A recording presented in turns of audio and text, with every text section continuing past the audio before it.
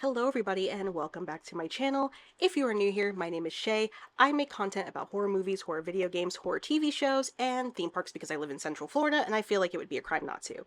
And if you're not new here, welcome back. Thank you for joining me again on another Monday recap. And I'm just going to say from the top of this video, if you did not watch The Last of Us Episode 2 and you did not play the game, don't watch this video. Don't watch this video. Go watch that first, then come back to watch this video because it's going to be spoiler heavy and I don't want to spoil it for you guys. So I don't really want to, I wanted to lead off with that. But today we are doing our usual Last of Us recap. I say usual, we only did it one time. I only did it one time. But we're doing the Last of Us recap today where we recap the episode that aired yesterday and then we talk about it today. I would have had this out earlier, but I had to work. So it's going to be out a little bit later than, I intended, but it's still going to be out on Monday. So let's talk about this episode because not only was this episode incredibly heavy emotionally, but it was really just cinematically like breathtaking. Um, so let's kind of talk about how it is. Now again, I don't really remember everything. I'm going to try to touch on some points and see where we end up. So the episode opens up with our character Abby, who we met in the first episode, who is the daughter of the surgeon that Joel killed in the first season. And she's having a dream about the day that she found her dad. And as she's walking down the hallway, you hear screaming, you hear sirens going off. There's another version of herself that's like standing off to the side and she's like, you don't want to go in there. And then she's like, who are you? And then she was like, his brains are all over the floor. So it's very clear that this is something that, she saw herself, she saw this happen and it really, really stuck with her, and damaged her. So yeah, I think that's really just like, that was really interesting take. She wakes up, and when she wakes up, her and her friends all realize that the town that they were looking at, the town where Joel is a lot bigger and a lot more advanced than they thought. They thought it was just gonna be like a tent camp or something, but they are a fortress. They're a fortress. They've got walls, they've got guards, they've got, patrol, all sorts of things. So, they're kind of like, okay, this might not be a good idea. Her friends start to have doubts about whether or not they want to continue on with this mission. And in fact, one of her friends says after Abby leaves to go kind of do a patrol of her own, he says that he's going to convince Abby to go home, like to abandon the quest. Unfortunately for us viewers, that doesn't happen. so Abby, so Abby goes outside and she perches herself on the mountaintop that they're staying at to see, if anybody from the town comes and if it's possibly Joel. They're also getting ready for this massive, massive snowstorm. I mean, it's coming down and it's really bad. So Jesse, the person who we talked about in the last episode, Jesse goes to get Ellie and he tells her, oh, we're going to go on patrol together. And then she tells him that Dina kissed her, and he's like messing with her, like pretending he's jealous, but then he's like, no, I already knew that you guys kissed. But then, they're having this whole conversation and Ellie starts to get a little bit defensive and she says, you know what, I'd rather go on patrol with Joel. And he's like, oh, no, Joel already left with Dina like an hour ago. And so, they're separated now. So Joel's on his own patrol, Ellie's on her own patrol. So as they all go out into the wilderness, if the snow starts to pick up, it starts to get even worse. And the people in Jackson are calling them back, calling all the patrol back, saying like, it's too bad out there, you need to get back here, you need to come back to safety. But unfortunately for Ellie, Jesse, Dina, and Joel, they were a little bit too far out and they cannot make it back to Jackson safely. During this time in Jackson, we also did see that they were kind of going over a drill of what to do if like raiders or infected came to the city. So they are, saying, Tommy tells them that, like, people who aren't going to be fighting and children and elderly, like, all go down in the basements, and then everybody else gets in their positions with their weapons and prepares for, war, essentially. This is great foreshadowing. So as that's going on, Jesse and Ellie are trying to figure out where to go to brave the storm. They end up going to a grow house. If you know, you know. I'm not gonna get into details, but oh, my cat is literally staring dead at the camera. Sorry, that was so funny. Yeah, so they end up going to a grow house, and they're kind of just trying to lay low till the snow passes. And meanwhile, Abby she sees two people on horses and can't really see their faces, but she just knows that it's Joel. So she decides that she's gonna try to go down there, and of course she slips and she falls and she falls and she falls. And then she finally lands on this patch of snow. And as she's, getting up and kind of like assessing the situation, trying to figure out what to do, she realizes that there's hands and faces in the snow. And as soon as she realizes that she's standing on top of infected that's underneath the snow. They buried themselves underneath the snow to keep warm for the winter, which is like, oh, that's awful that you guys know how to do that. So she then starts to run, and it becomes a massive horde of infected following her. Infected of a lot of different like variations. Some are just runners, some are starting to become clickers, and they're just chasing after her. And it's a very epic chase scene. It's very fun. It was intense. It was tense to watch. Abby gets to this sort of like mining building, and she gets there, and she's trying to get away from the horde. She jumps over, the fence. She climbs over the fence. They can't really figure out how to climb up the ladder, so she starts going, and then she's walking by a chain link fence, and all of a sudden, all the infected start smashing against the fence. So they're smashing against the fence. It's getting closer and closer to her. She's getting less and less like space to move, and they're actually starting to kind of rip the chains up to get in there to her. So she finally gets out, and as she gets out, somebody grabs her and, fires a weapon at a few of the infected, and when it pans over, it's Joel. And you immediately know this is not going to end well. You're just like, oh. So at first, Abby is like really grateful that this guy saved her. I don't think she knew what he looked like, so she was really grateful that this guy saved her. And he pulls her into this like sort of barn, this sort of like a barn area with Dina. And as he's in there with Abby asking her questions, Dina's like, Joel, we got to figure out what to do. And when Abby hears the name Joel, she's like, oh. Now, my only thought, though, Joel is not a completely uncommon name. It's not, like, terribly common, but I've known quite a few Joels in my life. What if that was the wrong Joel? What if that was the wrong Joel? I mean, I know she knew what the compound, like, I know she knew that, like, he was there, but, like, what if there was another Joel there? like, there was, like, maybe two Joels. What if that was the wrong Joel? Like, she just, never mind. It's just, I mean, I would have led with asking, like, hey, did you happen to be at the hospital with the fireflies like 5 years ago? Okay, that was you. All right, come here. So then at the time, as they're trying to figure out where to go, what to do, because this horde is trying to break in, Abby says to them, oh, my friends and we're staying in a mansion up on the mountain. It's plenty far away. We can get you guys some supplies. You guys can warm up, etc., etc. So they're like, oh, okay, yeah, let's do it. So they hop on their horses and they ride into the sunset. Meanwhile, this horde just kind of gets a little bit bored with attacking that area and decides to go to Jackson. So they're all minding their business, having a great day, and then the lookout sees the horde coming, and you see them coming through the snow, and he just rings the bell and he starts screaming, he tells them that it's infected. So everybody, they arm up, and at first when you're watching this scene, like, of course the horde, I felt like two things when I was watching this. It was very Walking Dead, like back when Walking Dead was really good, and they would have those scenes where it was just tense and you were just like tensed up the whole time. It was very Walking Dead, and it also reminded me of World War Z, because the way the infected were slamming against the fence and like almost trying to climb each other, because they were just slamming their bodies against it and just kind of like trying to climb each other to get up there. And at first you really think that the citizens of Jackson have got this horde. I mean, they had such a airtight plan. They sent these barrels down with all this oil in it, and then they shot the barrels so there was holes in them, and then they started throwing torches so that the barrels were exploding, and you're like, wow, that's really good. Okay, they got them.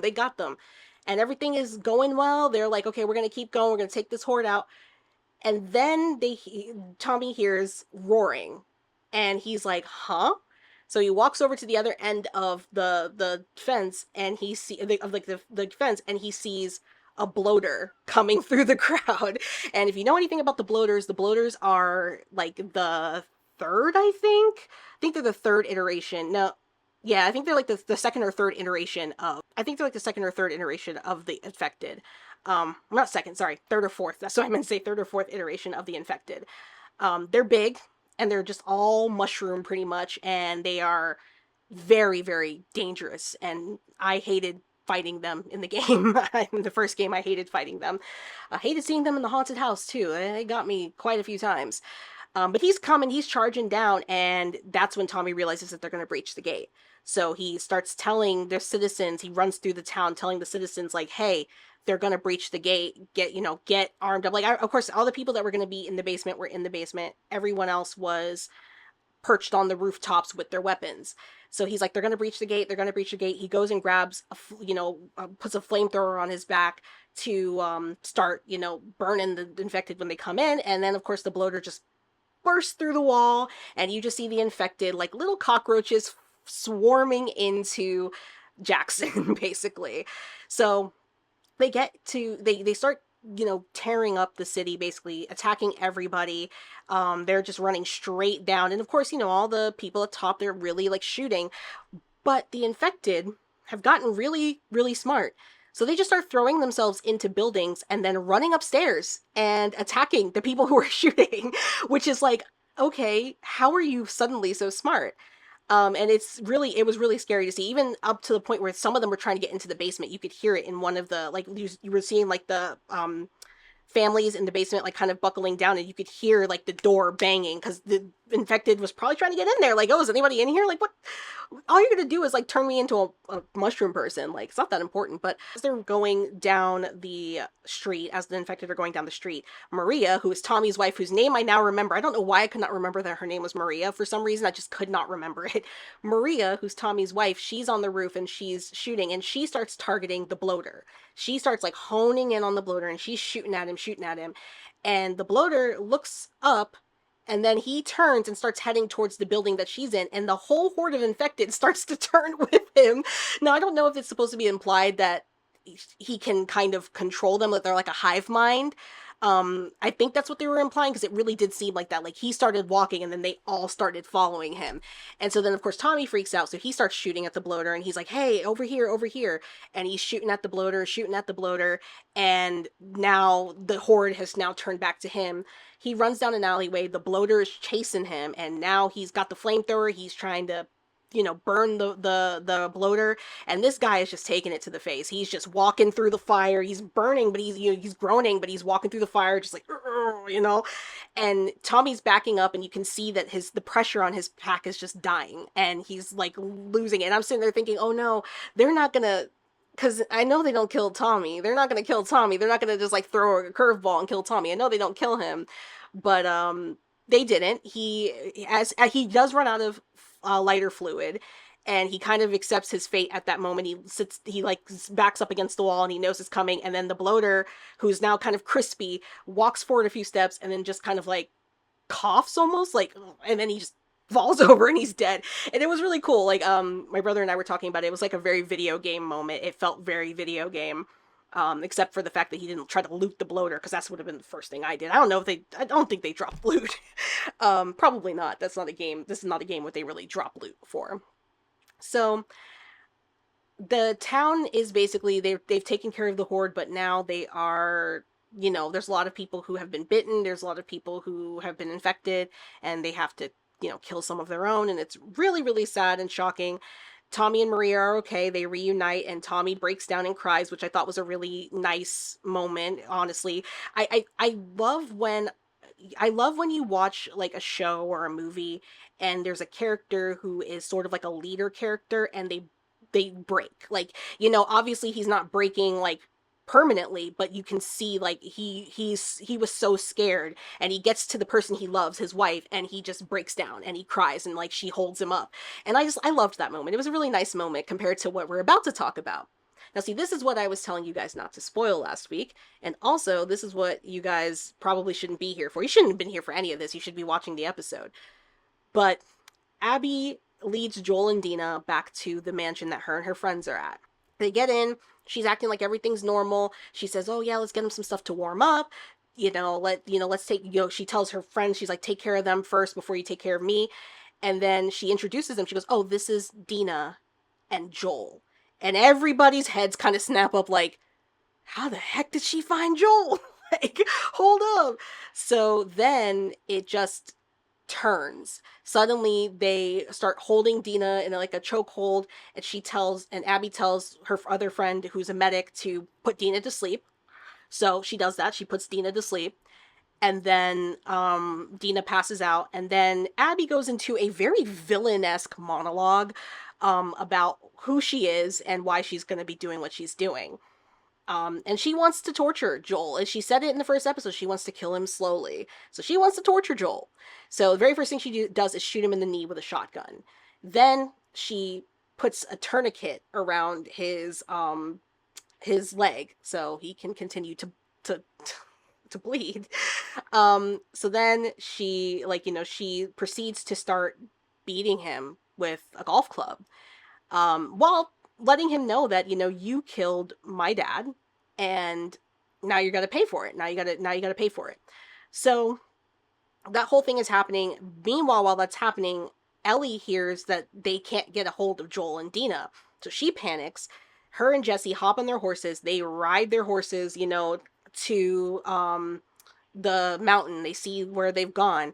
And when they get there, Ellie goes in, and Ellie hears noises upstairs. She goes upstairs and she sees Abby just punching Joel. I mean, Joel is bloody. He's covered in blood, and she's just punching Joel and punching him like over and over.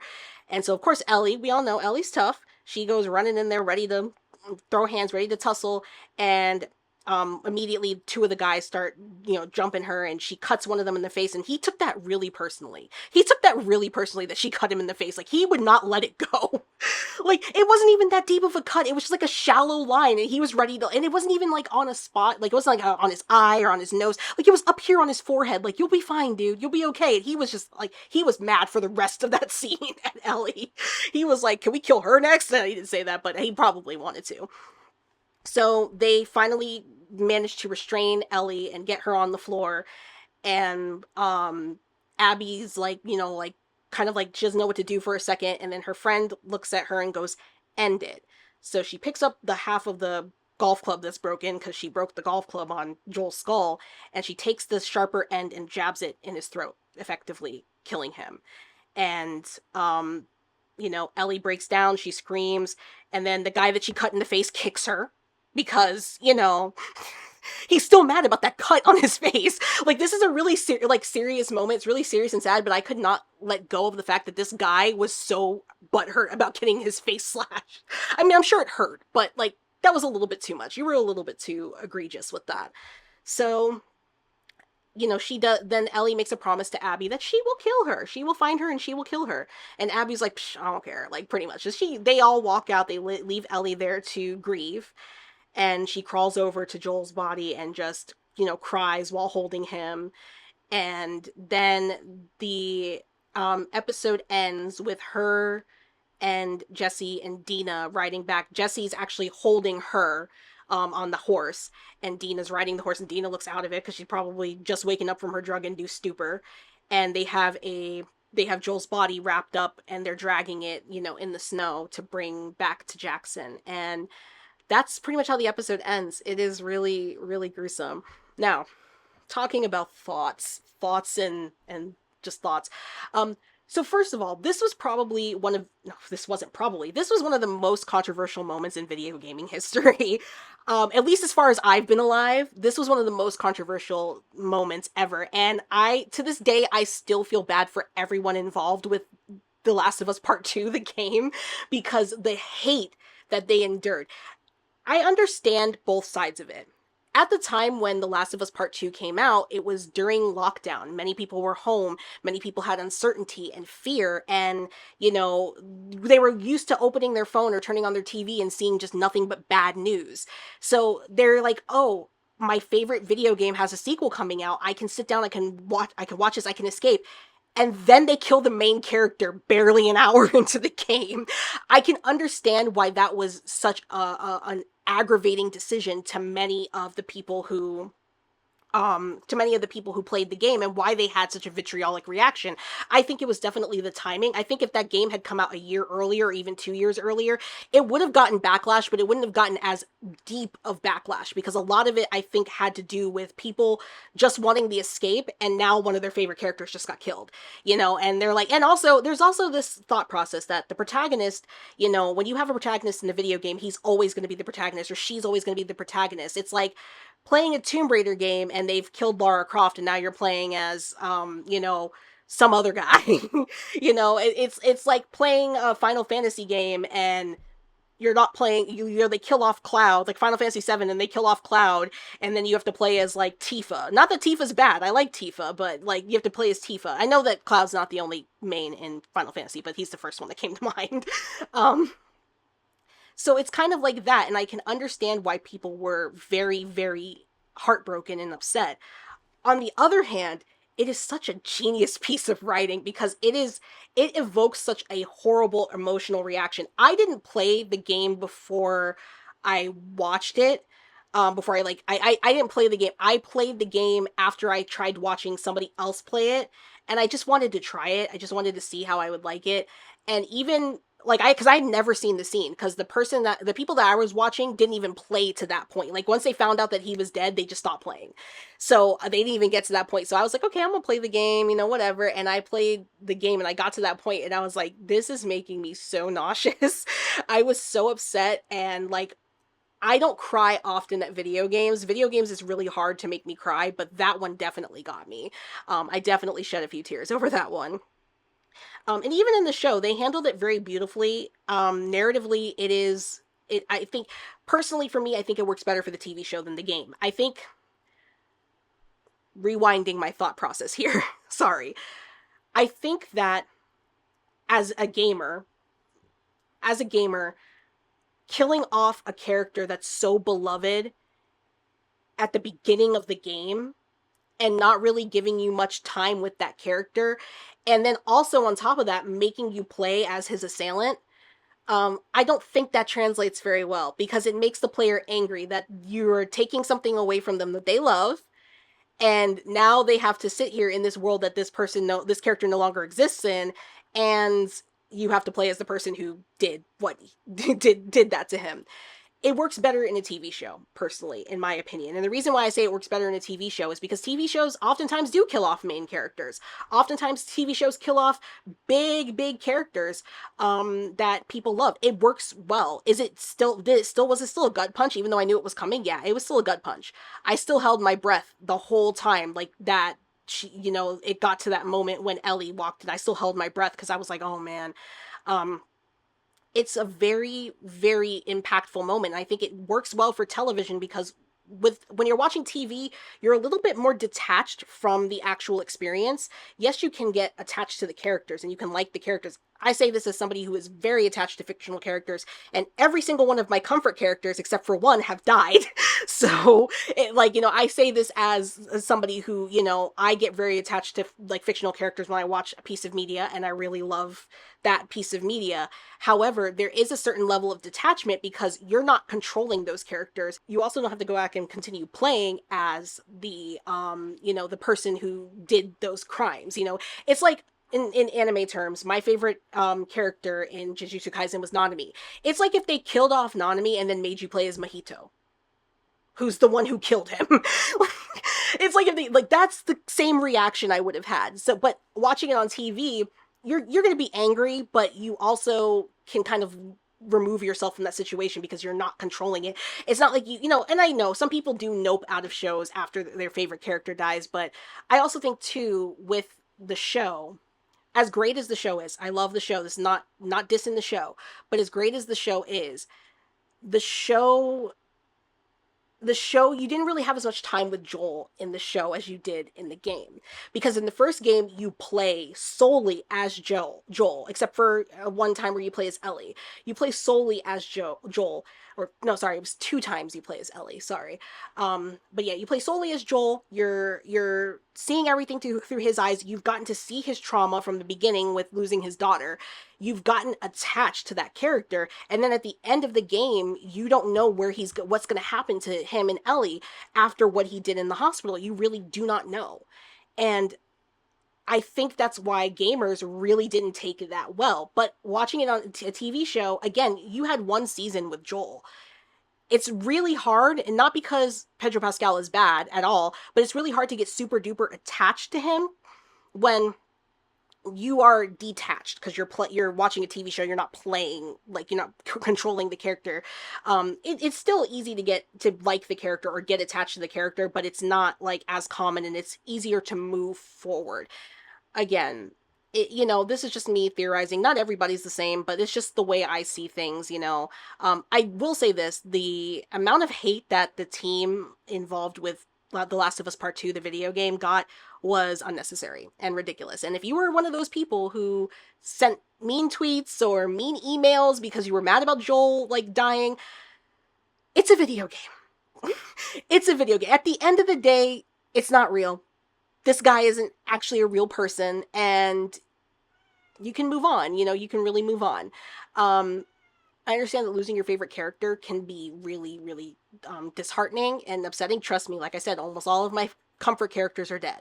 So, but I understand that it can be disheartening and upsetting, but it doesn't warrant like going to a creator's page and telling them that they suck and that they should stop making video games.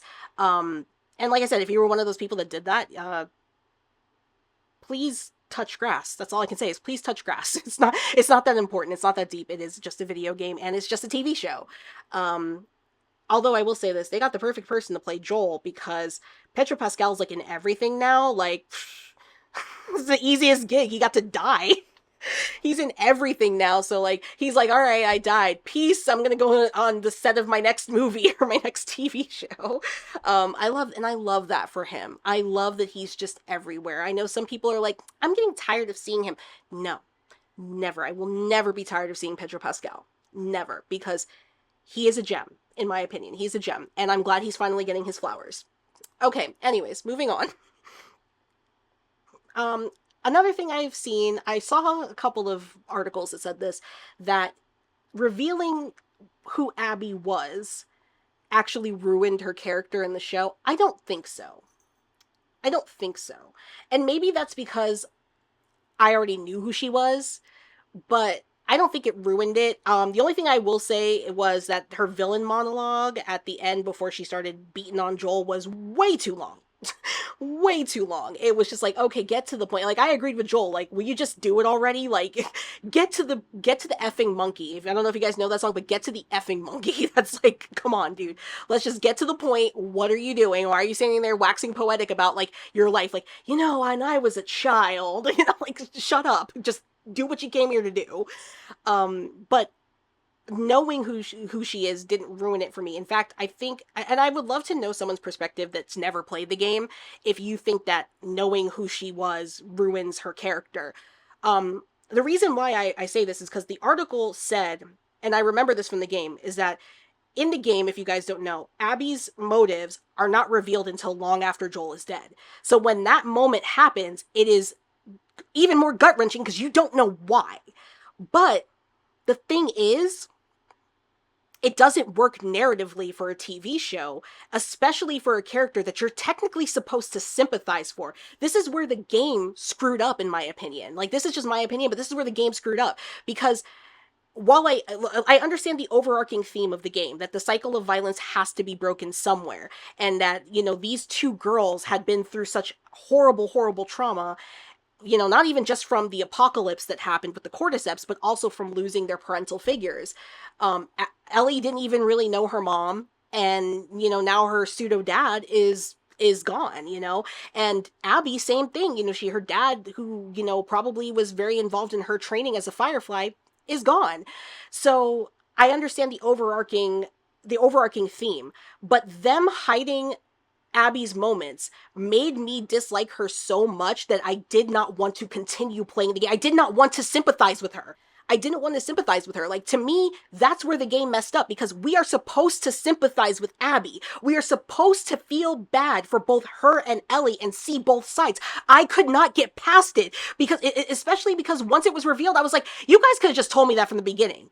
It still would have hurt what happened, but you could have just told me that from the beginning, because you're having me here. I'm supposed to be feeling bad for this character, and I don't. I don't feel bad at her. I'm mad at her. I'm ready to like throw hands with this character. So that's why, to me, I think the show did it better, because the show revealed why Abby was doing what she was doing, so that you didn't just see this random girl show up out of nowhere, beat Joel to death, and then have to follow her for the rest of the season and sympathize with her.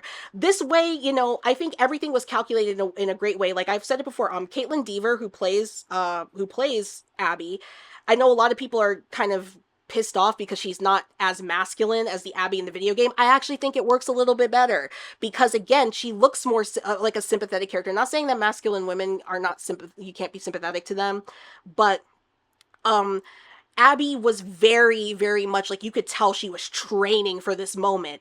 To me, it's like, in the game, to me in the show, she just very much seems like she is just flying by the seat of her pants. And I like that she seems a little bit more timid. She seems a little bit more reserved, and that she's a little bit more delicate, but she's not really that delicate. She's very tough. I like that, because it's easy to underestimate her. That's why it works better for me. And again, knowing her motives, knowing who she is going to make the message that this game and show is trying to say a lot more easy to digest for its audience, rather than just being like, here's this random woman, she killed the main character of the show, and now you guys got to feel bad for her because her dad died. And it's like, no, I actually don't feel bad for her. Actually, when can I kill her? Like, when can I get rid of this character? So I just think that they did it. They've probably realized after they sent the game out that it was a stupid decision to do it that way, or not. At least, I don't want to say stupid. It was a poor decision to do it that way, and they decided to right the wrongs. Again, you might disagree with me. If you disagree with me, then that's totally fine. I just personally think that knowing who Abby was from the beginning actually helped the show rather than hurt the show. Maybe it's just, again, maybe it's just because I know who she is. I knew who she was going into the show. So, all in all, this episode, for it to be the second episode of the season, I don't know what is going to happen for the rest of the season at this point. Like, not even just so much because I didn't play much of the game, but also because it's like, how do you top the spectacle that this episode was? This episode was scary, gut-wrenching, like pulse racing, like it was everything. And they had moments that felt like a video game. It had moments that felt like the game.